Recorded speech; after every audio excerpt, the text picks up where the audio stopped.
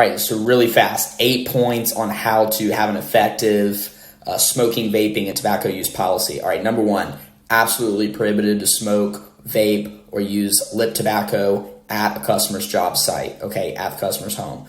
Number 2, cannot use any of those tobacco products inside company vehicles. Number 3, cannot use any of those products in the back of the truck, meaning the box, while they're working at any time. Number 4, have to be 50 feet away from the office if they're smoking or vaping. Cannot smoke or vape inside of the office. All right. 5, odor-free work apparel. So they must have work apparel in company uniform that does not smell like vape, smoke, any tobacco whatsoever.